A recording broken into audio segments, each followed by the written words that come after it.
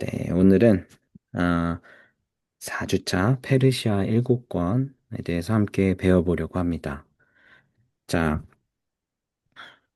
지난 시간 이제 복습을 좀 하면서 시작을 하려고 하는데 우리가 지난 시간에 왕정 500년을 살펴봤습니다. 그래서 왕정 500년은 이스라엘의 최초 왕인 사울부터 남유다 마지막 시드기야 때까지 약 500년의 시간을 얘기하는데 사울 40년, 그리고 다윗 40년, 솔로몬 40년에서 통일왕국 120년, 그 다음에 이제 분열왕국이 시작되죠. 북이스라엘, 남유다.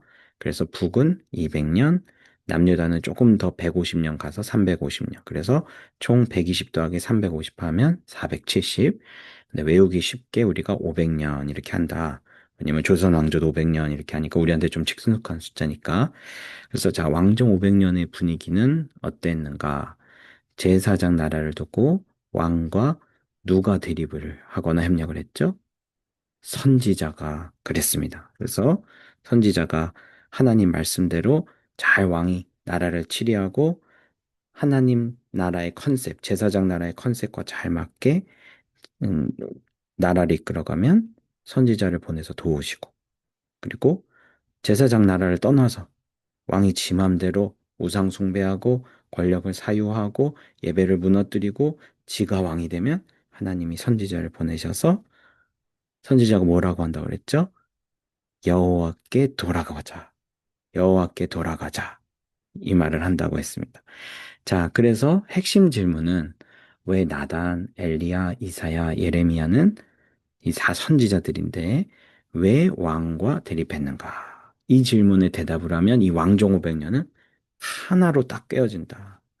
그래서 핵심적인 질문은 그 아주 관통하는 능력이 있다고 생각합니다. 그래서 이 질문을 잘 생각해 보면서 이런 질문으로 아이들에게, 내 아이들에게 왜 나단이나 엘리야나 이사나 예멜이면은 이스라엘 왕들과 대립했는지 아주 재미있게 뭐 5분, 10분 이렇게 짧게 얘기를 해주면 애들이 왕정 500년이 머리에 쏙 들어가겠죠?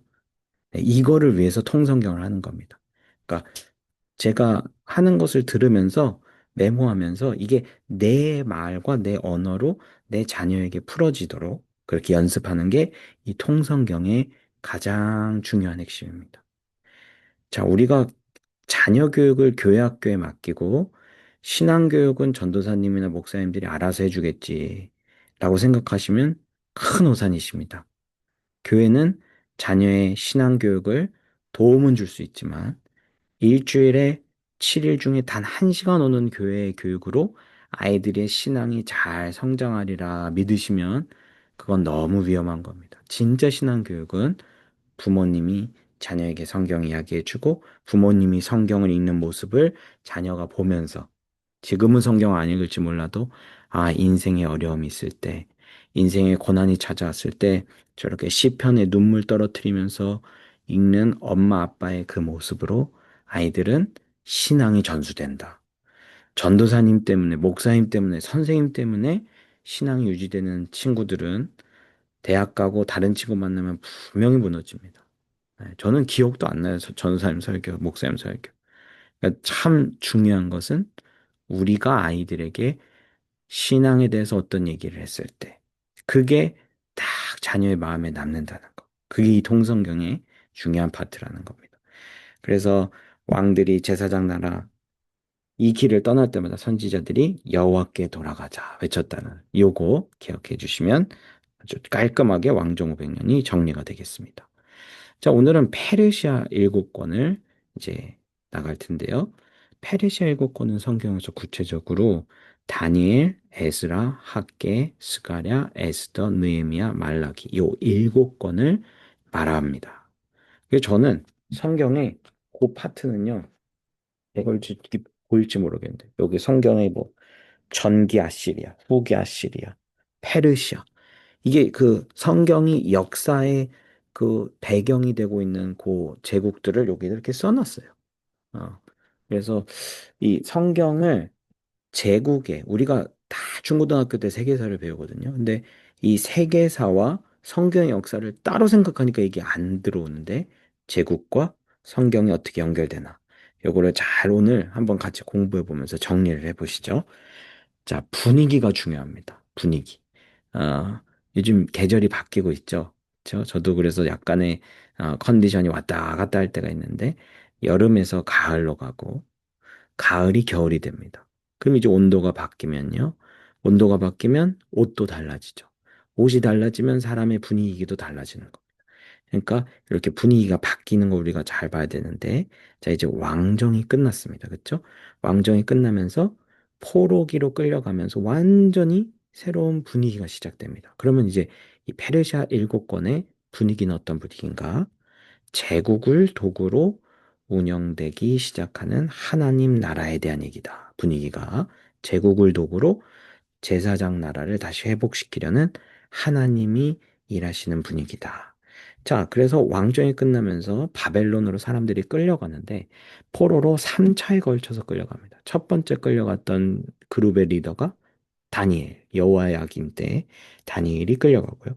두 번째 때가 에스겔, 에스겔 때 에스겔과 기술자들이 여호야긴 왕 때 끌려갑니다.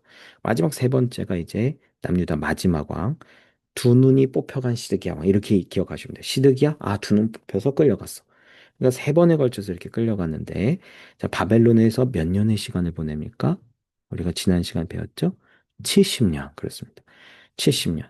우리가 일제 제국의 통치를 받은 게 36년 그렇게 얘기하죠. 그러니까 우리는 우리 땅에서 36년짜리 제국주의를 경험했어요. 근데 그게 아직도 트라우마죠. 그렇죠? 일본 생각하면 아직도 화가 납니다. 근데 이스라엘은요, 우리의 두 배, 70년 제국 생활했고, 거기다 자기 땅에서 한 게 아니라 다른 나라 땅에서 끌려가서 제국을 경험했습니다. 자, 그래서 이 제국을 경험한 것이 얼마나 또 큰 트라우마였겠어요? 근데 이제 큰 트라우마가 있을수록 리셋을 하기 좋은 겁니다. 완전히 새로운 경험. 그러니까 기존의 생각과 가치관과 신학이 완전히 무너지면서 새로운 것들이 시작이 됩니다. 그러면서 이제 바벨론 70년을 통해서 제사장 나라로 회복을 준비하면서 하나님이 너희들을 최상급 무화과 나무가 되게 해줄게. 그렇게 바꾸신 겁니다. 자, 그러면 이제 바벨론이 지면 어떤 나라가 등장하냐? 바로 페르시아가 등장합니다. 페르시아. 이 페르시아 하면 되게 낯선데요. 이게 오늘날의 이란 생각하시면 됩니다. 페르시아가 먼 나라처럼 보이지만 사실 대한민국과 이렇게 멀지 않습니다. 여러분 서울에 가시면 강남에 테헤란로가 있어요. 혹시 강남 출신 계시면 아실 겁니다. 왕복 한 10차선인가 12차선의 아주 큰 도로인데 이게 1977년에 이란의 테헤란시가 서울시와 수교를 맺으면서 우리 서울 안에는 테헤란로 그리고 이란에는 서울로를 졌습니다. 와, 신기하죠? 그래서 우리나라랑 그렇게 멀지 않은 나라다. 이 페르시아가 이제 등장을 하면서 바벨론으로 끌려갔던 이스라엘들이 이제 고향 땅으로 돌아오는 일들이 시작됩니다. 이제 페르시아의 고레스 왕, 세계사에서는 사이러스 왕이라고 하는데 고레스가 측량을 발표하면서 유대인들이 3차에 걸쳐서 고향 땅으로 돌아오는데 이것도 똑같이 포로 때 1, 2, 3 했듯이 귀환도 1, 2, 3이 있는데 1차 귀환은 누구냐면 첫 번째 그룹 리더가 수룹바벨 면서 와서 성전을 회복합니다. 성전 짓는데 주변에 방해가 있어요. 그래서 성전이 16년간 중단이 됩니다. 그러다가 이제 하나님이 학개와 스가랴 선지자를 보내서 성전 다시 짓자. 그래서 왕성이 되죠. 그리고 이제 두 번째 2차 기한으로 제사장과 학자였던 에즈라가 돌아옵니다. 그래서 율법을 회복하고 회개 운동을 합니다. 3차로 귀환했던 리더가 바로 느헤미야. 우리가 잘 아는 52일 만에 예루살렘 성벽을 재건한 요 이야기. 그래서 바벨론과 페르시아라는 거대한 제국을 통해서 이스라엘이 완전히 왕의 개판오분전의 나라로 살다가 제사장 나라로 회복되는 이야기가 이게 바로 페르시아 일곱 권의 분위기다. 자, 그러면 요게 핵심 질문은 뭐냐? 자, 이게 핵심 질문 잘하면 본질을 꿰뚫는다고 했죠? 왜 수룹바벨과 에스더와 에스라와 느헤미야는 동족들에게 존경을 받았는가? 자, 우리 한번 우리 역사를 보시죠. 조선 왕조 500년에 말미에 보면 우리가 일본 제국에게 우리의 주권을 빼앗깁니다. 그러면서 이제 마지막 정권의 말기에 친일파가 등장하죠. 우리가 잘 알고 있는 친일파 중에 이제 이완용이라는 사람이 있습니다. 어, 이 씨의 가정은 이제 이하고 완용이라는 이름을 다시는 짓지 않아요. 아이들 이름으로. 왜냐? 사람들이 다 그 이완용이 나라를 팔았다고 싫어하거든요. 그러니까 가만히 보세요. 스룹바벨도 에스더, 에즈라, 느헤미야는 다 바벨론의 고위직에 있었어요. 스룹바벨 같은 경우는 페르시아가 임명한 유대 총독이었고요. 에스더는 페르시아 왕의 왕비였어요. 에즈라는 제사장이었지만 동시에 페르시아가 임명한 행정사절단이었고, 느헤미야는 페르시아의 어, 그 술 맡은 황제의 술 맡은 관원이었어요. 지금 얘기하면 경호 책임자예요. 그러니까 유대인들인데 다 페르시아 왕과 가까운 사이였거든요. 근데 이 고위 공직자들이 속으로는 유대인들을 위하면서 겉으로만 페르시아 제국을 섬겼다? 이 왕이 모를까요? 그 제국의 왕이? 그러니까 예를 들면 이제 느헤미야 같은 경우도 술 맡은 관원인데 이게 왕을 독살하는 시대예요. 그러니까 술에 독을 타서 왕이 먹으면 죽거든요. 그러니까 요거를 책임지니까 가장 신이 많은 사람에게 술잔을 맡긴다 이런 개념이거든요. 그러니까 느헤미야가 겉으로만 왕을 섬기는 척하고 뒤돌아서 유대인을 위해서 일하면 이 왕이 모르겠냐 이거예요. 그러니까 요런 상황이면 보통 요런 상황이면 유대인들이 요 스룹바벨, 에스더, 에즈라, 느헤미야를 쟤네 친페르시아네. 우리나라 지금 나라가 망했는데 제국에 가서 붙었네. 싫어할 수 있단 말이죠. 근데 안 싫어했다는 거예요. 왜 그런가? 바로 유대인들이 이 제국의 한복판에서도 제사장 나라를 세워가려는 하나님의 마음을 가진 리더들이었다는 거예요. 그러니까 유대인들이 이들을 따르고 이들의 리더십 안에서 제사장 나라를 회복하는 이 비전에 동참할 수 있었던 것입니다. 자, 과연 그게 어떻게 됐냐? 어떻게 그게 가능하냐? 기대가 되시죠? 한번 살펴보겠습니다. 음, 자, 페르시아 7권을 나가기 전에 우리가 좀 성경과 5대 제국을 좀 공부하려고 해요. 자, 한번 지도를 보시죠. 이 지도를 보시면 이게 레반트 지역인데 이제 우리가 살펴볼 페르시아 7권의 배경이 되는 지도예요. 여기가 이제 이스라엘이 있는 곳이고 여기가 오늘날 터키, 이집트의 나일강 있고 여기 나일강 삼각주가 있죠. 여기 홍해가 있고 여기 메소포타미아 강 이렇게 있습니다. 자, 이 레반트 지역이 어, 이 해가 떠오른다는 프랑스어인데 이게 이 유럽인들이 보기에는 이제 해가 뜨는 동쪽이다. 그래서 소위 말하는 비옥한 초승달지대 바로 요 지역을 일컫는 것입니다. 비옥한 초승달지대 이렇게 초승달처럼 생겼죠. 그래서 요 지대를 말합니다. 그래서 이 레반트 지역은 인류 문명의 발상지 네 곳이 있죠. 네 곳이 있어요. 메소포타미아, 이집트, 인더스, 황하 이렇게 네 곳의 문명의 발상지가 있는데 이 중에 두 곳이 이 지역에 있습니다. 첫 번째가 우리가 잘 알고 있는 이 이집트 문명이죠. 이 나일강을 중심으로 이루어지고 있는데 우리가 잘 알다시피 이 나일강 요 삼각주의 고센 땅에서 그쵸. 야곱의 12아들이 여기 가나안에서 이주했고 여기서 앰플리파이 돼서 60만 대민족이 돼서 출애굽을 합니다. 이게 바로 이제 출애굽기의 내용이죠. 그리고 이제 두 번째 보시면 이게 메소포타미아 문명입니다. 이게 이제 메소포타미아라는 이 말이 뭐냐면 메소가 뭐뭐 사이에 가운데 중간에 이런 뜻이고요. 포타미아는 이게 강이란 뜻입니다. 그러니까 두 강 사이에 이런 뜻이에요. 그러니까 진짜 두 강이 있죠. 여기 위아래. 위 강을 이제 티그리스 강이라고 하고 이 아래를 유프라테스 강이라고 합니다.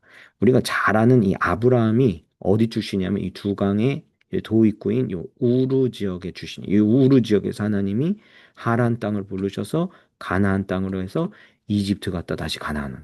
이게 지금 다 성경의 배경이 되는 지역입니다. 자, 그래서 이 유프라테스 강에 여기가 유프라테스 강이고 이제 티그리스 강인데 이제 아수르 제국이 요 티그리스 강을 중심으로 세워졌어요. 그래서 아수르 제국의 수도가 서울이 어디냐면 요 티그리스 강 끝에 있는 니느웨 성입니다. 여기서 이제 요나가 회개하고 요렇게 다 이뤄지는 배경이죠. 자, 이 아수르 제국이 이제 망하고 뭐가 들어서냐면 이제 바벨론이 등장하는 바벨론은 요 티그리스 강을 중심으로 이제 제국이 시작이 됩니다. 그러니까 보시면 이스라엘을 중심으로 양 옆에 거대한 양 두 문명이 딱 있는 거예요.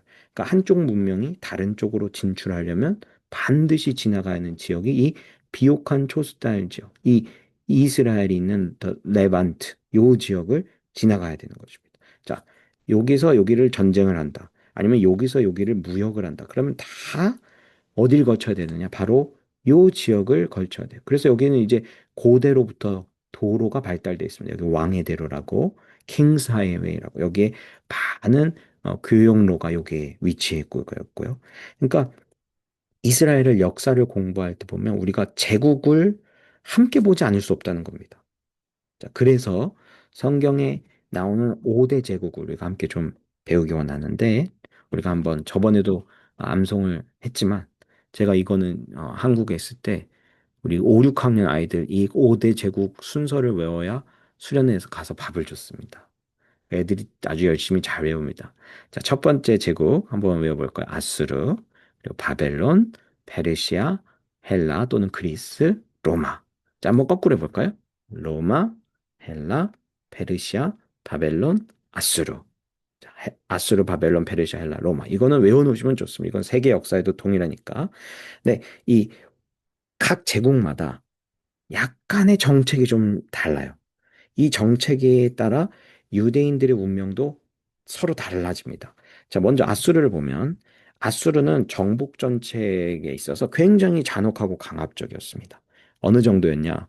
우리가 잘 아는 이 십자가형, 예수님이 십자가형에 달리셔서 돌아가셨죠. 이 십자가형이 아수르에서 기원이 됐습니다. 요 십자가형의 기초가. 그러니까 사람을 아주 그냥 잔혹하고 강압적으로 하는 그런 거였는데 이 정복한 나라를 아수르는 굉장히 무자비하게 다뤘어요. 그래서 예를 들어 보십시다. 제가 아수르가 북이스라엘을 정복하면 어떻게 해요? 반란이 일어나면 안 되니까 요거를 강제 이주를 시킵니다. 우리나라도 강제 이주의 역사가 있죠. 강제 이주를 시켜서 이쪽을 저쪽에 보내고 저쪽을 이쪽에 보내서 섞어가지고 결혼을 시킵니다. 그럼 혼혈 정책이죠. 혼혈 정책. 피가 섞이면요. 이 지역의 왕족이 이렇게 일어날 어떤 왕조가 사라져 버리니까 반란의 씨앗이 제거가 되는 거예요. 이해가 되시죠? 제국에서 반란을 일으키지 못하고 그 땅을 안정화하는 정책으로 강제 이주하고 혼혈 정책을 섞인 게 바로 이제 아수르입니다. 바로 이것 때문에 이제 북이스라엘의 사마리아 성이 나중에 뭐가 돼요? 사마리아인, 세메리안이 되는 겁니다. 그 유대인들이 싫어하죠. 왜 싫어해요? 피가 섞였으니까. 이방인으로 취급받습니다. 그러니까 이렇게 해서 아수르가 300년 동안 이 정책을 유지하면서 제국의 어, 정복 전쟁을 운영해요. 근데 이제 아수르가 망하면서 어느 나라가 등장하죠? 바벨론이 등장합니다. 자, 바벨론이 딱 등장해서 보니까 아유, 이게 아수르가 너무 강압적인 거예요. 이거를 어떻게 다 데리고 와서 그렇게 솎아내냐, 섞냐. 그건 좀 그렇다. 그러니까 뭘 하냐면 지도층을 잡아가자. 똘똘한 사람들. 유학을 시키자. 그래서 우리 바벨론으로 끌고 와가지고 우리 바벨론의 발달한 문화와 교육을 가르치자. 그러면 얘네들이 자연스럽게 바벨론의 사람이 될 거다. 그래서 이것 때문에 잡혀간 사람이 누구예요? 다니엘과 세 친구예요. 그러니까 끌고는 과대, 끌고 가서 고위층을 끌고 가서 우리의 발전된 문화와 교육을 가르쳐가지고 우리 사람으로 만들자. 그러니까 조금 누그러진 정책이죠. 그러니까 아수르처럼 끌고는 가요. 유대 민족도 끌고는 가는데 갔을 때 두 트랙이 있는 거예요. 끌고 가서 우리의 노동력으로 사용하고 또 지도층은 바벨론의 문화와 교육을 통해서 잘 이거를 누그러뜨리자. 요게 바로 바벨론 정책입니다. 이렇게 해서 바벨론이 70년이 가요. 근데 바벨론 70년이 마무리되면서 이제 이쪽 이쪽 지역에서 페르시아에서 이제 제국이 일어나면서 바벨론이 가라앉고 이제 페르시아 제국이 세워지죠. 근데 페르시아 제국이 딱 보니까, 야, 이거는 끌고 가서 될 문제가 아니야. 오히려 끌고 올 때 돈 너무 많이 들어. 이거 애들 지도층 교육시킨다고 교육과 너무 투자가 많이 돼. 차라리 다 돌려보내고 자기들이 자치하게 총독을 세우고 거기서 세금을 받는 게 더 낫다. 그래서 이 이스라엘 사람들을 돌려보냅니다.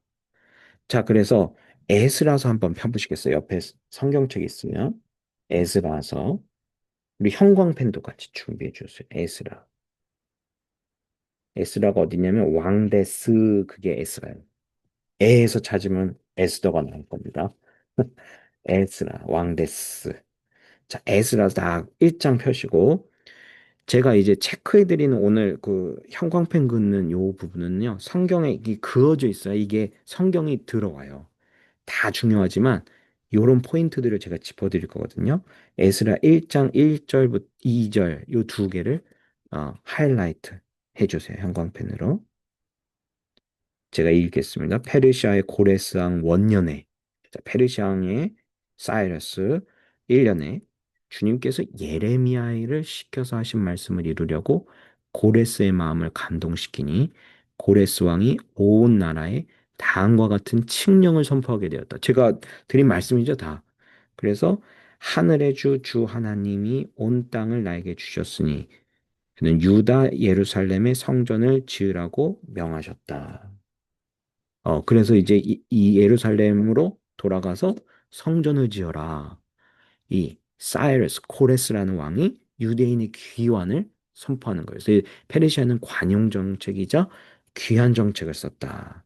그래서 이렇게 돌아와서 성전 짓고 성벽 쌓는 얘기가 바로 에즈라, 느헤마야. 요 두 책이라는 거예요. 그래서 이렇게 페르시아가 약 200년 정도 갑니다. 그러니까 이렇게 제국의 정책의 차이에 따라서 이 제국의 정책의 차이를 하나님이 이용하셔서 하나님이 당신의 백성을 포로로도 보내셨다가 70년 만에 돌아오게도 하시는 거예요. 와. 그러니까 하나님은 우리 이 그리스도인의 생각에는 하나님은 믿는 사람들만 쓸 거야. 이런 생각이 우리 안에 이렇게 있어요. 근데 하나님은요, 역사도 쓰시고요, 세속 왕도 쓰시고요, 죄인도 쓰시고요, 전쟁도 쓰시고요, 질병도 쓰시고요. 우리가 생각할 때는 최악의 시나리오인 것 같은데도 하나님은 그걸 쓰세요. 하나님은 그렇게 왜, 왜 그래요? 왜?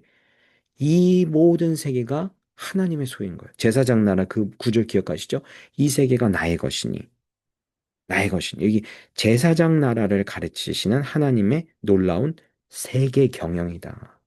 이 말입니다. 세계 경영. 자, 그래서 오늘 이 세계 경영을 한번 구체적으로 한 건 한 건 좀 나가겠습니다. 자, 에스겔부터 한번 우리가 좀 살펴보기 원합니다. 그래서 한번 에스겔서도 이제 에스라 고기 친 거 빼고 에스겔로 한번 넘어가 보시겠어요? 에스겔 오늘도 그걸 좀 체크해 드리면서 가겠습니다. 에스겔 에스겔은 저기 뒤에 보면 에겔단에 이제 게, 겔입니다. 겔. 딱 에스겔을 1장을 펴놓으시고 저와 함께 이제 나가시는 겁니다. 자, 이제 유대인들이 왕정이 마무리가 되면서 시드기야 두 놈 뽑혀가지고 1, 2, 3차 바벨론에 끌려왔어요. 자, 1차 누구였죠? 다니엘, 2차 에스겔, 3차 시드기야 눈 뽑혀서 이렇게 1, 2, 3차 끌려왔습니다. 자, 끌려온 사람들이 이제 일을 할 거 아니에요. 그래서 쉬는 시간에 이렇게 일을 하면서 쉬다가 또 일 끝나고 집에 돌아가서 가만히 생각을 해보는 거예요. 우리가 왜 끌려왔을까? 그러면서 이제 유대인들이 두 가지 생각을 하게 되는데 뭐냐면 첫 번째가 하나님은 unfair해. 왜 우리 조상들이 죄를 지었는데 우리를 끌고 온 거야? 이게 어디 나오냐면 에스겔 18장 2절에 아버지가 신포도를 먹었는데 왜 그 아들이 이가시다. 이런 속담이 만들어진 거야. 이게 왜 무슨 말이냐? 하나님은 불공평하다. 내 조상들이 지은 죄 때문에 왜 내가 여기 와서 이렇게 개고생하고 다른 땅에서 사는 거야? 이렇게 생각을 하는 거야. unfair해. 그리고 또 무슨 생각을 하냐면 하나님은 무능한 것 같아. 왜? 보니까 템플이 무너졌네. 성전이 무너졌네. 이 하나님이 바벨론 신들에게 지신 거 아니야? 이런 생각을 하는 겁니다. 그래서 요 두 생각을 이제 빼가지고 어떤 생각으로 교체를 하냐면 예레미야에게 하나님이 주신 예레미야를 통해 말씀하신 40년, 그 70년에 대한 네 가지, 우리 네 가지 70년 배웠죠? 징계 70년, 교육 70년, 안식 70년, 그리고 바벨론의 연한 70년. 요 마인드셋으로 바꾸는 역할. 이거를 에스겔에게 부여가 됐다는 겁니다. 그래서 제가 포로민 설득이 이렇게 났죠. 에스겔은 포로로 같이 끌려가서 거기 그발 강가에서 하나님이 주신 비전과 하나님이 주신 이 연한에 대한 비전을 예레미야의 편지를 통해서 깨닫고 이걸 유대인들에게 전합니다. 자, 그러면 예레미야를 통해 어떤 말씀을 하셨길래 과연 이런 일들이 있느냐? 자, 에스겔의 그 1장 1절 보시면 그발 강가, 거기에 그발이 이게 바로 바벨론에 있는 지역입니다. 그러니까 에스겔은 바벨론으로 같이 끌려왔어요. 자, 이번에는 우리 예레미야로 한번 넘어가 볼까요? 예레미야. 예레미야는 그 앞에 아사렘에서 렘입니다. 거의 바로 앞에 있어요. 예레미야. 예레미야 딱 펴서서 그럼 이제 한번 예레미야 24장을 한번 24장 1절부터 5절까지 대성경책은 1089페이지인데 예레미야 24장 1절 5절을 한번 보시죠. 자, 환상 중에 예레미야가 무화과를 봅니다. 자, 성경에서 이제 무화과가 나오면요. 아, 뭐가 딱 연상되면 되냐면 이스라엘을 생각하시면 돼요. 자, 예수님도요. 길거리 지나가다가 무화과나무 딱 보시고 열매 맺을 때 아닌데 이거 열매 안 맺었다 하면서 저주하잖아요. 이게 굉장히 성경에 난제인데 이게 뭘 상징하냐면 유대교가 열매가 없다는 거예요. 죽어 있다는 거예요. 그러니까 이 무화과 나무에 대한 얘기인데 하나님이 부르십니다. 예레미야야, 예, 너 뭘 보니? 그랬더니 진짜 좋아하는 무화과가 있고, 그렇죠? 3절에 나쁜 무화과가 있습니다. 그랬더니 주님이 뭐라고 그러시냐면 너 형편없는 무화과 봤지? 근데 내가 이거 이제 5절에 형광펜을 쳐주시면 되는데 내가 이곳에서 바벨로니아 사람의 땅으로 내쫓은 유다 포로민들을 좋은 무화과가 되게 해주겠다. 내가 바벨론 너희들 끌고 가서 너희들 지금은 형편없는데 아주 쓸 수 없고 먹을 수 없는 무화과인데 최상급 무화과가 되게 해서 돌아오게 해줄게. 이게 바로 예레미야에게 주신 하나님의 70년 연한을 통한 하나님의 비전입니다. 자, 요거를 이제 예레미야가 자기만 받지 않고 바벨론 땅에 끌려간 포로민들, 그러니까 에스겔과 다니엘 세대에 편지를 써요. 그거를 예레미야 29장으로 넘어가 보겠습니다. 29장, 예레미야 29장에 자, 이제 밑줄을 쳐주세요. 밑줄 1절입니다. 자, 이것은 예레미야 선지자가 예루살렘에서 보낸 편지로서 포로에 잡혀간 장로들 가운데 살아남은 자들을 비롯해 느부갓네살이 예루살렘에서 바벨로니아로 잡아간 제사장들과 예언자들과 온 백성에게 보낸 것이다. 여기 수신자가 누구예요? 바벨론 땅으로 끌려간 에스겔이나 다니엘 같은 그 포로 세대들이 이 편지를 읽어라는 거예요. 자, 그러면 편지 내용이 뭐냐? 자, 5절부터 7절까지 형광펜을 쳐주세요. 너희는 돌아올 생각하지 말고 거기 집 짓고 텃밭 만들고 열매를 먹고 아내를 맞이해서 자녀 낳고 결혼하고 번성하고 줄어들지 말라. 그리고 너희를 사로잡게 한 그 성읍의 평안을 구하고 그를 위하여 여호와께 기도하라. 그러니까 한마디로 너희들 돌아올 생각하지 마. 그 땅에 정착하고 살아. 적응해. 그리고 8절 보면 선지자 말 듣지 마. 꿈 믿지 마. 왜요? 거기 이제 하나냐 같은 사람들이 막 이제 유대 포로민 사람들 마음이 싱숭생숭하니까 옆에서 얘기하는 거야. 야, 2년 후에 돌아가. 하나님이 고향으로 돌아가게 한대. 그러니까 예레미야가 너 거짓말하지 마. 그러니까 하나니아가 이 예레미야의 뺨을 때리죠. 그렇죠? 그래서 유대인들이 다 고향 돌아갈 생각만 하는 거야. 그리고 거짓 선지자들은 거기에 부합한 예언만 하는 거고. 그러니까 그게 아니야. 너희들 70년의 연한이 차면 이제 그게 어디 나오냐? 10절 말씀. 10절 여기도 형광펜 쳐주세요. 몇 년이 차면? 70년이 차면. 여호와께서 이같이 말씀하시니라 바벨론에서 70년이 차면 이곳으로 돌아오게 하리라. 자, 70년이 차면 징계의 70년, 교육의 70년, 안식의 70년, 바벨론 제국의 연한 70년이 딱 채워지면 그때 돌아오게 할 거야. 자, 그리고 이제 하나님이 이스라엘 백성들의 그 퉁명스러운 속담 같이 불평하는 거기에 응답을 하시는데요. 31장을 넘어가서 두 장 넘어가서 31장 29절부터 33절까지 쭉 밑줄 치면서 한번 따라와 보세요.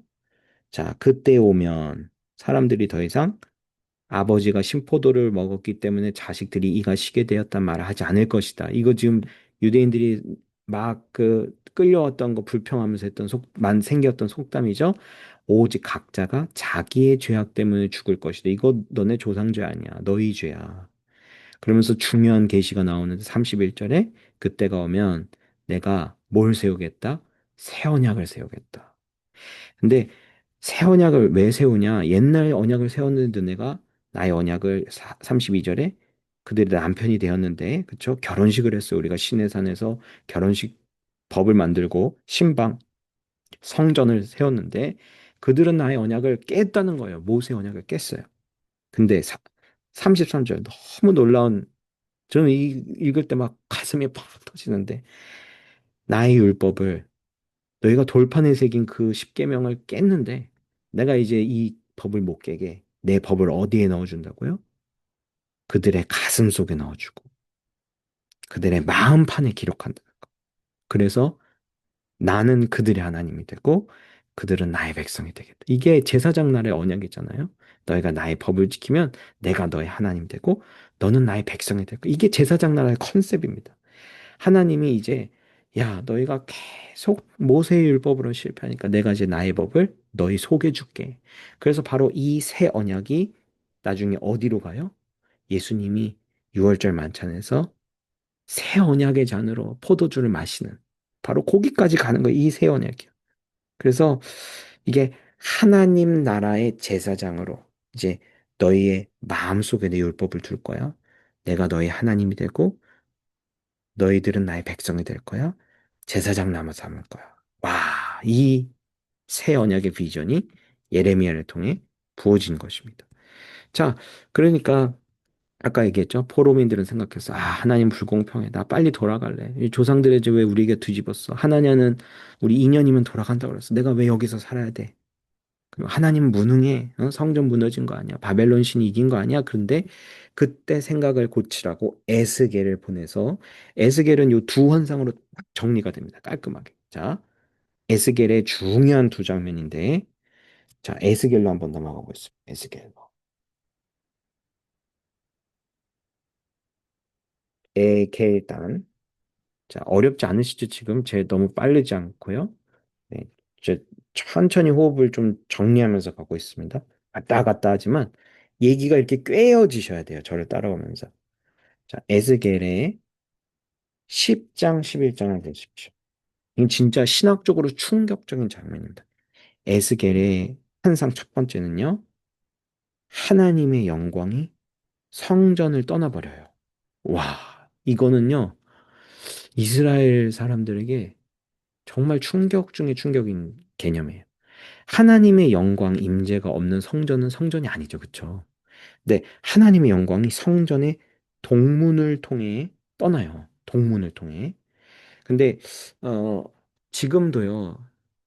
예루살렘 이제 가보면요. 동쪽 문이 있는데 그 동쪽 문이 막혀 있어요. 제가 그림을 갖고 왔어요. 이게 예루살렘 동문이거든요. 여기를 이렇게 지금 막아놨어요. 출입을 못 해요. 그래서 왜 그러냐? 하나님의 영광이 이렇게 지나갔던 자리이기 때문에 여기 사람이 다닐 수 없다. 그래서 막아놨고요. 나중에 메시아가 오시면 요 문이 열릴 거라고 믿어요, 유대인들은. 그래서 요 성전 예루살렘 동문 여기 막혀 있는 문에 가시면요. 이 주변 지금 다 보면 이게 무덤이에요, 무덤. 왜냐? 메시아가 오실 때 가장 먼저 부활하려고. 그 여기 무덤이 엄청 많아요. 그래서 이게 지금도 이게 이런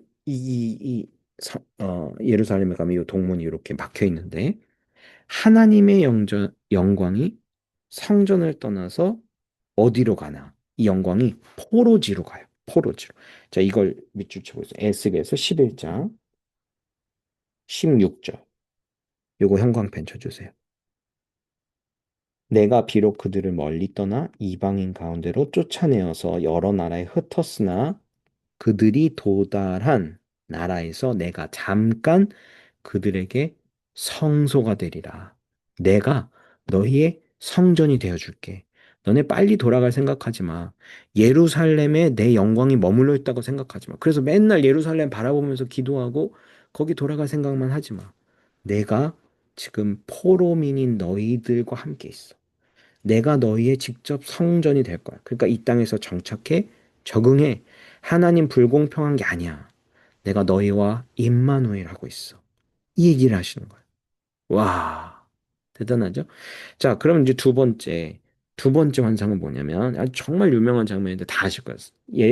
에스겔 37장에 마른 뼈들이 하나님의 군대로 일어서는 장면. 이건 너무 유명한 장면. 그러니까 이 장면을 막 너무 뭐라고 할까? 사람들이 막 뭐 어떤 이렇게 감정에 어, 이렇게 강렬한 아주 이런 걸 끌어올리는 아주 유명한 성경 구절인데 이게 역사적 맥락이 있어요. 이 에스겔 37장에 보면요. 마른 뼈들이 골짜기에 가득 차 있는 거예요. 자, 이거 37장을 한번 이렇게 37장에서 1절부터 이렇게 14절까지 좀 이렇게 묶어 주시겠어요? 음. 그래서 인자야, 이 뼈가 살겠냐? 하나님이 에스겔에게 물으시는 거예요. 이게 뭐예요? 이 마른 뼈들도 내가 하나님의 군대로 일으킬 수 있어. 하나님 무능하지 않아. 너희들 지금 마른 뼈는 뭐예요? 뼈가 이제 죽은 지 오래돼서 이제 더 이상 소망이 없는 상태인 거예요. 근데 이 마른 뼈가 사방에서 생기가 불어더니 뼈와 근육이 맞춰지더니 여호와의 군대로 일어서는 비전을 보여주시면서 너희가 지금 죽어가는 뼈처럼 이 소망 없어 보이지만 하나님이 제사장 나라, 하나님의 군대로 일어서게 할 거야. 그래서 이 환상으로 이 포로민들의 생각을 지금 에스겔을 통해 바꾸시고 설득하시는 거예요. 그래서 징계 70년, 교육 70년, 안식 70년, 바벨론의 연한 70년을 이야기하신다. 와, 에스겔 정리가 싹 됐어요. 네, 놀랍죠? 네, 아주 깔끔하게 정리가 됐습니다. 자, 그래서 이제 에스겔과 동시대의 사람이 누구냐면 다니엘이에요. 그래서 예전에 작년에 우리 사이드 사운드에서 데니얼 이거 우리 뮤지컬 보신 분들 다 기억할 거예요. 에스겔과 다니엘이 같은 지역에 있어서 서로 막 대화도 하고 막 그래요. 뭐 who knows? 근데 아무튼 동시대 사람이고 서로 알았을 가능성이 높아요. 자, 바벨론이 다니엘로 끌려가죠. 다니엘이 바벨론으로 끌려가죠. 그쵸? 뒤집었네요. 그래서 1차 때 다니엘, 2차 때 에스겔, 3차 때 눈 뽑혀서 시드기야. 이거 계속 반복하니까요. 외워지실 거예요. 자, 근데 이 다니엘에는 이제 제국과 제사장 나라가 충돌하는 장면이 계속 나오거든요. 첫 번째가 언젠가 아주 유명한 장면인데 음식 문제 가지고 충돌합니다. 이 제국은 엄청난 음식상을 차리죠. 그쵸? 왕은요, 자기가 농사 안 지어요. 다 올라와요. 그래서 이 모든 음식을 다 동원할 수 있는 힘이 있어요. 그래서 막 고기, 술, 뭐, 우상에게 바쳐진 음식, 막 이런 게 수천만 원어치 음식 나오는 거예요. 왜 뭐, 와인도요, 요만한 와인인데 막 수백만 원 하죠? 그런 게 있죠? 그런 좋은 음식들이 막 나와요. 근데 청소년 다니엘이 어떻게 합니까? 우리 한번 형광펜 치러 또 다니엘로 가보겠습니다. 다니엘. 에스겔 다음이 에겔단에서 다니엘. 다니엘 1장, 8장.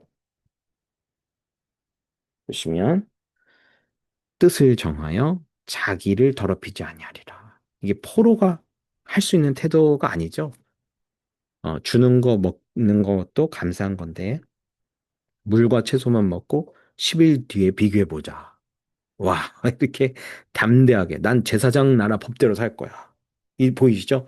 너 제국의 방식으로 가. 나는 제사장 나라의 방식으로 가. 누가 더 낫나 보자. 난 레위기 11장에 딱 기초해서 난 제사장 나라의 법으로 산다. 이거 목숨 건 대결이에요. 그쵸? 근데 하나님 어떻게 하세요? 다니엘과 세 친구들의 얼굴이 더 낫더라. 와, 이런 갈등이 있는 거예요. 자, 두 번째 갈등은 언젠가요? 3장에 보시면 이건 다니엘이 싹 어디 출장 간 없었을 텐데 세 친구들이 있는데 금신상을 세우고 절하라는 거예요. 제국은 어떻게 합니까? 어, 왕을 신처럼 모시는 거예요. 내가 신이라는 거예요. 근데 절을 해요, 안 해요? 안 하죠. 제사장 나라에 이 세 명이 어떻게 절해요? 그러니까 이게 갈등이 있습니다. 그러니까 제국이 어떻게 절 안 하니까 용광로에 넣어버려요. 근데 하나님이 어떻게 하십니까? Another in the fire. The fourth man. 그러니까 형광펜 한번 치러 가겠습니다. 다니엘서 3장 25절. 왕이 또 말하여 이르되 내가 보니 결박되지 아니한 네 사람이 아니 세 명을 집었는데 네 명이 돌아다녀요. 불 가운데로 다니는데 상하지도 아니하였고 야 이게 제사장 나라의 파워입니다. 그 넷째 모양은 신들의 아들과 같도다. 와, 이거 다니엘과 세 친구가 말하는 게 아니라 왕이 고백하는 거, 제국의 왕이. 제국이 인정합니다. 세 명을 넣었는데 왜 네 명이냐? 네 번째 사람은 신의 아들 같다. 이 누구예요? 하나님. 아까 기억하시죠? 내가 포로지로 너희와 함께 가서 너희의 성전이 되리라. 와. 근데 이런 거 보면 성경이 어떻게 이렇게 기가 막히게 연결이 되고 하나님의 말씀이 이렇게 성취될까? 그러니까 다니엘과 세 친구들은요, 이 제국의 한복판에 살면서 제사장 나라를 살고 있는 거예요. 예루살렘에서 보낸 예레미야의 그 70년의 연한, 교육과 징계, 안식, 바벨론의 연한 70년을 다 깨닫고, 아, 70년 끝나면 돌아가는구나. 이걸 깨달으니까, 이제 다니엘을 죽인다고 해도 다니엘은 기도하러 가는 거예요. 이 다니엘의 그 사자굴 들어가는 장면이 6장인가에 나오는데, 그죠? 사람들이 이게 다니엘의 청소년 때인 줄 알아요. 이거 다니엘이요. 80세 때 얘기예요. 근데 한 요때쯤 이제 에- 예레미야가 보낸 그 편지를 통해서 이 70년의 연한을 깨닫고 와, 세계 경영을 보니까 제국이 무섭지 않은 거예요. 그러니까 이 어, 하나님의 나라는요. 이 세상 제국은 다 망해요. 아수르도 망했어요. 바벨론도 망했어요. 페르시아도 망했어요. 헬라도 망했고 로마는 조그만 도시국가로 남았어. 근데 하나님 나라는 영원하다는 거예요. 이게 하나님 나라를 사는 이 제사장 나라를 사는 하나님의 백성들의 파워예요. 이 세상의 제국에 무서워하지 않는 것. 그러니까 이 컨셉으로 다니엘이 살았습니다. 그래서 이 다니엘의 막 느부갓네살의 교육을 받고 한 20살쯤 됐을 때 이제 느부갓네살이 꿈을 꾸거든요. 제가 사실은 이 금신상을 이렇게 배우면서 성경이 싹 열렸어요. 와, 하나님이 이렇게 놀랍게 역사하시는구나.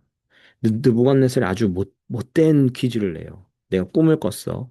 근데 안 말해줄 거야. 너네가 이 꿈도 맞추고 해몽도 맞춰봐. 그래서 온 나라의 제자들을 아주 들볶습니다. 그때 하나님이 다니엘에게 꿈을 계시하세요. 그래서 해몽까지 했는데 자, 한 신상이 쫙 섰어요. 머리는 금으로 만들어졌어요. 근데 이건 다니엘이 해석할게요. 이거는 왕이십니다. 그러니까 바벨론 제국이에요. 근데 팔과 이제 가슴은요, 은이에요. 이건 왕 다음의 나라입니다. 아마도 페르시아인 것 같아요. 배와 넓적다리는요, 노시입니다. 그리고 이 나라는 온 세계를 다스릴 것입니다. 해몽이에요. 아마도 그리스 같아요. 그리스가 제국이 가장 넓었잖아요. 알렉산더 대왕 때문에. 그리고 종아리는 철이에요. 아마도 로마 같습니다. 그리고 발은 철과 지능이 섞여 있는데 이건 아마도 로마 그 어떤 그 이후의 어떤 상황인 것 같습니다. 근데 이 신상이 있는데 사람 손으로 다듬지 않은 돌이 날아오더니 보통은 이렇게 사람의 급소는 머리거든요. 머리를 때리지 않고 발을 딱 칩니다. 발을 치니까 이 신상 전체가 와르르르 무너지는데 자, 형광펜을 치겠습니다. 다니엘서 2장 45절. 이 왕들의 시대에 하나님이 한 나라를 세우실 터인데 그 나라는 영원히 망하지 않을 것이며 다른 백성에게 넘어가지도 않을 것이며 그 나라가 도리어 다른 모든 나라를 쳐서 멸망시키고 영원히 설 것입니다. 그러니까 하나님이 통치하는 나라가 오는데 제국은 다 멸망해도 그 나라는 영원하다. 그러니까 이게 모든 제국은 다 망해도 하나님 나라는 영원하다는 게 제사장 나라의 핵심이고 성경의 핵심적인 내용입니다. 그러니까 이게 제국이 겁나겠습니까? 사람들이? 그러니까 로마 제국의 압제 속에서도 수많은 그리스도인들이 콜로세움의 사자의 밥으로 형장의 이슬로 사라져 가면서도 몸을 죽여도 영혼 죽일 수 없는 그 사람을 무서워하는 제국을 힘을 무서워하는 게 아니라 몸도 영혼도 파멸시킬 수 있는 하나님을 두려움과 존중함으로 섬기고 사랑하고 그 핍박을 견뎠던 것입니다. 아무튼 이 다니엘이 이 제국 변동의 밑그림을 통해서 야, 하나님의 나라는 영원하구나. 이 제국은 도구일 뿐이구나. 이 하나님의 세계 경영을 딱 이해하십니다. 이게 바로 다니엘의 깔끔한 정리입니다.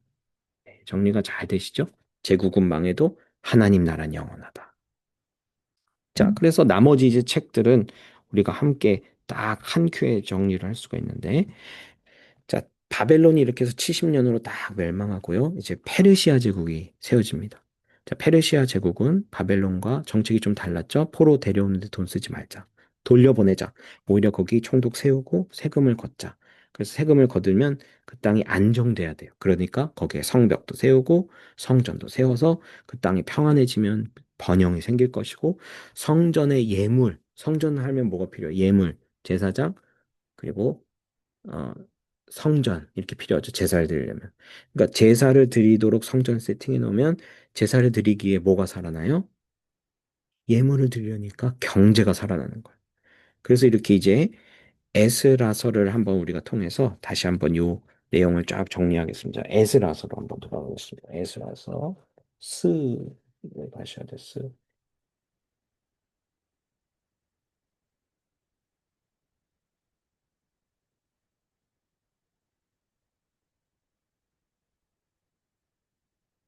아, 에로 가야 되는 거죠. 에로. 죄송해요. 스가 맞네. 에스라. 왕데스에서 그쪽으로 가시죠. 왕데스. 역대하 다음에 있는데 자 에스라서 딱 펴셔서 에스라 1장 1절부터 2절까지 한번 밑줄을 형광펜을 쳐보겠습니다. 페르시아 왕 고레스가 왕이 오른 첫 해에 주님께서 예레미야를 시켜 하신 말씀을 이루시고 이제 이해가 가시죠? 예레미야 비전이 이거였지. 아, 그래서 이거를 이루시려고 누구의 마음을 감동시켰다? 고레스의 마음을 감동시켰다. 그래서 뭘 하라고 했다? 유다의 예루살렘의 성전을 지으라고 명하셨다. 자, 그래가지고 유대 민족들이 돌아가서 가장 먼저 뭘 합니까? 성전을 짓는 거예요. 자, 그래서 이제 포로 귀환이 이제 일어나는데 처음에는 첫 번째 귀환은 총독 수룹바벨 그룹이 이제 귀환하면서 약 4만 명이 돌아옵니다. 근데 이 명단이 이제 에스라 2장에 쭉 나오거든요. 이 사람들이 처음 와서 한 일은 뭡니까?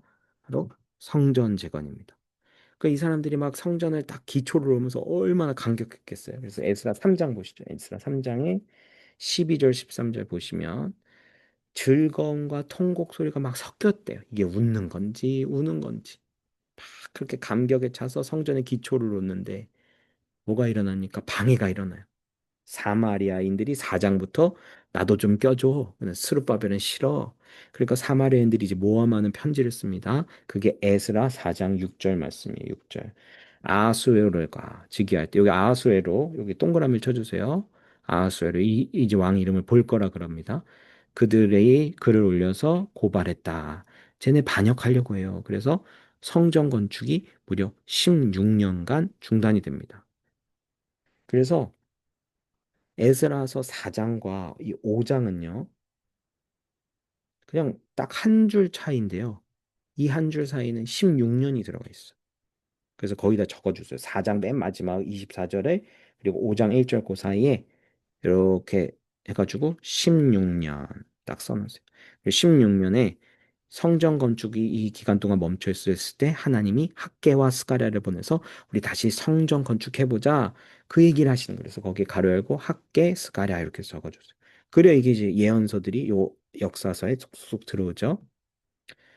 생각해보세요. 막 16년 동안 이 건축을 멈췄으니까 이게 얼마나 을씨년스럽겠어요. 돈 끊겼죠. 그럼 이제 사람들이 성전 짓다가 아유 저 못 지으니까 자기 집으로 돌아가서 자기 집 짓고 이제 먹고 살기 바쁜 거예요. 그러니까 우리도 그렇죠. 하나님께 비전 받고 성령 체험해서 막 미션과 사명을 달려가다가 어느 한순간에 딱 좌절하고 방해받고 멈추면요. 열정이 확 식어요. 그 16년간 아무 일도 안 하는 거예요. 그때 하나님이 야 다시 해보자. 그래서 학개스가랴를 통해 이제 성전이 다시 지어집니다. 자, 그때 요 사이에 이제 카메라 앵글이 살짝 페르시아 쪽, 이 지금 예루살렘 쪽이죠. 페르시아 왕국으로 싹 넘어갑니다. 이게 뭐냐? 에스더서입니다. 에스더. 자, 에스더로 한번 넘어가 볼까요? 이건 진짜 스입니다. 스. 딱 손가락을 껴놓고, 아, 이건 진짜 애죠. 이거는 애, 느, 애. 자, 에스더 1장 1절 한번 보시죠. 에스더 1장 1절에 뭐라고 하죠? 이 일은 누구 왕 때 일어났다? 아하수에로 왕 때. 아까 체크했던 이름이 보이죠? 아하수에로 왕 때. 1차 기한하고 성전 짓다가 멈췄을 때 요 카메라가 잠깐 페르시아로 딱 돌려갔더니 거기에 페르시아 땅에 이제 아하수로의 페르시아 왕의 왕으로 에스더가 선발이 돼요. 근데 이때 큰 사건이 일어나는데 페르시아 땅에 유대 민족이 죽을 위기를 경험합니다. 바로 이제 하만이라는 아말렉 사람이 유대인을 다 죽이려고 해요. 그래서 에스더가 내가 죽으면 죽으리다 하고 이제 금식하고 왕에게 나아가서 이제 민족을 살립니다. 이게 불임절의 기원이 되는 바로 책입니다. 그래서 이게 오늘날에도요. 이제 유대인 회당에 가면요. 불임절 아주 재밌습니다. 제가 이제 불임절 때 여러분 미국에 사시는 이점을 좀 누리세요. 이게 한국에 제가 있었다면 저는 유대인 회당을 못 갔을 거예요. 근데 이런 절기 때 한번 가보는 거예요. 재밌게. 어, 큰 파티가 열립니다. 불임절에. 그래서 이제 사람들이 앞에 나가서 돌아가면서 에스더서를 읽습니다. 그러다가 이제 하만이 나오면 유대인들이 다 같이 우, 예, 막 그래요. 그리고 이제 에스더 모르드게라는 단어가 나오면 막 이제 가지고저다 준 악기를 가지고 막 흔들면서 예, 와 소리 지릅니다. 그리고 이 성경 읽기가 딱 마치면요, 이제 싹 나가가지고, 파티장 같은 데서 다 같이 막 댄스 파티를 해요.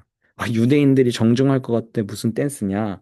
여러분, 유대인들이 흥이 많습니다. 제가 실제 가서 찍어온 영상을 한번 같이 보겠습니다. 얼마나 춤을 사랑하는지. 저기, 모르겠네. 제가 플라테이나 뭐 나이트클럽을 가본 적이 없어서 이런 분위기인지 모르겠어요. 여러분 요 분이 제 라바이 라바이 토끼 목장하고 이게 사람들이 그냥 음악 틀어놓고 성경 읽고 막 그렇게 축제하고 신나게 와서 먹고 파티하면서 춤추고 막 그렇습니다. 자, 왜 이렇게 저기 춤추냐? 죽음에서 건져진 날이기 때문에 그렇습니다. 그래서 이 푸림이라는 게 뭐냐면 제비 뽑다 이런 말인데 하만이 유대인들을 죽이려고 제비를 뽑은 날에 오히려 하만이 죽은 거거든. 그러니까 절망에 빠진 사람들에게 용기와 희망을 주는 얘기. 그게 바로 이 에스더서입니다. 제가 너무 놀란 게 이게 죽음에서 건진받은 날이기 때문에 유대인들이 이렇게 기뻐하는 거예요. 그러니까 우리로 얘기하면 구원의 기쁨을 표현하는 거죠.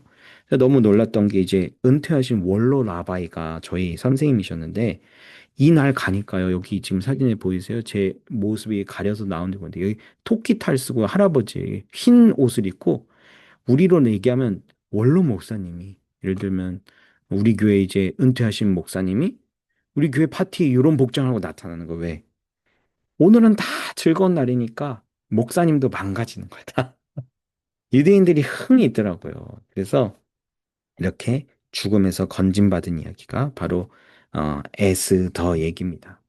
자, 다시 돌아와서 이제 1차 기한이 이렇게 끝나고 약 80년이 지난 후에 2차 기한이 이제 이루어지는데 두 번째 2차 기한의 리더는 에스라입니다. 에스라가 이제 아론의 16대 손이거든요.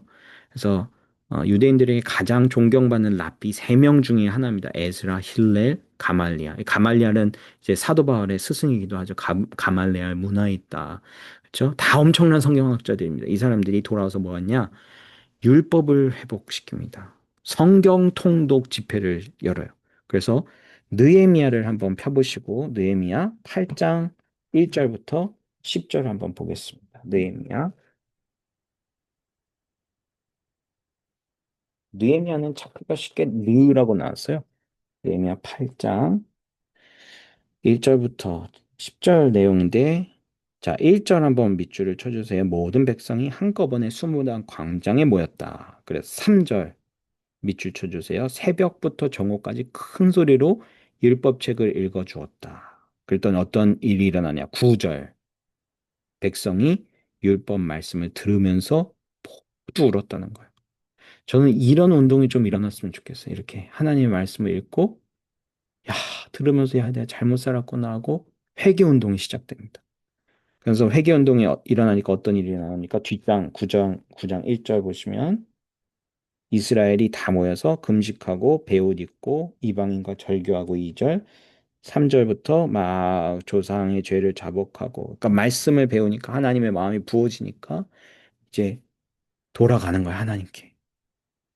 자, 그렇게 해서 이제 3차 마지막 기한 한 12년 후에는 누가 오냐? 바로 느헤미야. 우리가 잘 아는 느헤미야가 이제 페르시아의 고위 공무원이었죠. 술 맡은 관원, 경호실장으로 말씀드렸습니다. 근데 이 사람이 제사장도 아니고 평신도인데 금식과 기도의 사람이에요. 아무튼 금식과 기도 얘기가 이 느헤미야에서는 계속 나와요. 금식 얘기, 기도 얘기가 1장 4절에, 2장 4절에, 4장 9절에, 13장 31절 마지막 느헤미야 이 책의 마지막도요. 기도로 끝나요. 내 하나님이여 나를 기억하사 복을 주옵소서. 이게 진짜 기도의 사람이에요. 그러니까 저는 이런 사람이 일어났으면 좋겠어요. 고위공직자인데 하나님도 사랑하고 제사장 아니에요. 목회자 아니에요. 근데 금식과 기도로 민족을 살리는 이런 리더들이 느헤미야 같은 사람들이 일어나야 됩니다. 자, 느헤미야가 고향 소식을 듣고 표정이 안 좋아요. 왕이 묻습니다. 너 왜 그러냐? 그러니까 고향이 이렇습니다. 그래서 아닥사스다 왕이 그래 가라. 내가 총독을 삼을 테니까 너 성벽 재건해라. 그래서 이제 세 가지를 줍니다. 조서, 마패죠. 조서를 주고 재료를 주고요. 군대를 줍니다. 그래서 돌아와서 52일 만에 성벽을 재건합니다. 자, 성벽을 재건하는데 방해가 있었을까요? 있었죠. 도비아가 뭐, 너네 그 성전 건축하는데 너네 거기 여우가 올라가도 무너진다느니. 그러니까 하나님의 일을 하면 옆에서 그거 안 된다고 제잘되는 그런 찢어서 대추나무에 걸어야 될 입들이 꼭 있습니다. 도비아 같은 사람들이. 그래서 이 사람들이 이렇게 공격하려고 하고 나중에는요, 이 느헤미야를 암살까지 하려고요. 그러니까 어떻게 해요? 4장 17절에 한 손에 무기를 들고 한 손에는 도구를 들고 성벽을 쌓습니다. 그래서 각자 파트를 딱 맡겨가지고 여차 동시에 쌓아서 52일 만에 90년 동안 못했던 것을 52일 만에 해냈습니다. 와, 그래서 성벽이 완성이 됐습니다. 자, 성전 됐죠? 율법 회복했죠? 성벽 됐죠? 그래서 이제 느헤미야가 13장에서 이제 개혁을 시작해요. 그래서 제사장들도 회복시키고 절기도 회복시키고 이방 나라 안에 맞았던 것도 회개하고 이방인과의 결혼도 딱 금지시킵니다. 그래서 개혁을 하고 이제 약속대로 느헤미야는 원래 총독이었으니까 약속한 대로 페르시아로 돌아가서 왕을 섬깁니다. 자, 문제는 뭐냐면 이제 마지막인데 1, 2분이면 끝납니다. 자, 느헤미야가 돌아가니까 공동체가 다시 흔들리는 거예요. 성전도 있고 제사장도 있고 제사도 되고 근데 사람들의 마음이 사라지기 시작한 겁니다. 제사장은 율법을 거스렸고 우상 숭배도 일어나고 점점 경제가 부유해지니까 안식일도 범하고 11조도 도둑질하는.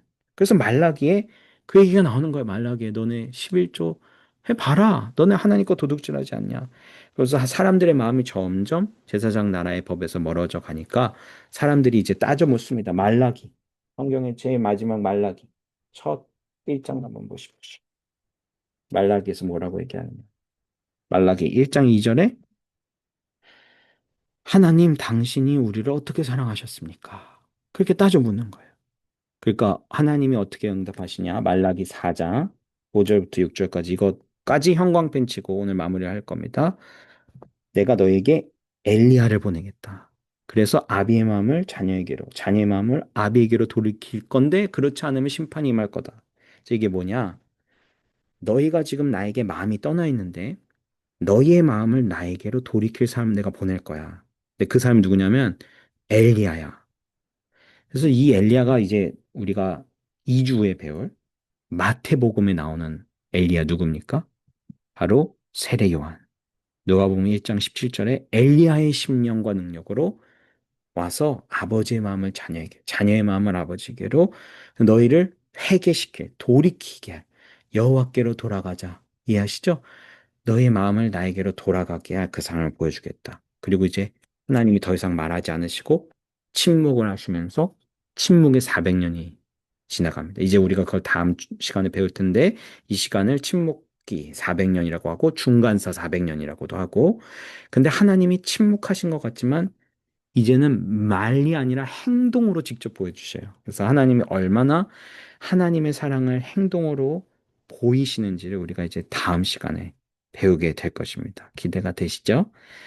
네, 그래서 오늘도 이제 생각해 볼 질문을 이렇게 좀 남겨드렸습니다. 한번 보시면서, 한번, 이게 또 오프라인 강의라면 이런 얘기를 하면서 좀 나누면 하면 좋은데, 일단 이렇게 우리 강의를 마무리를 하겠습니다. 네, 이렇게 잘 들어주셔서 감사하고, 네, 시어를 마치고요.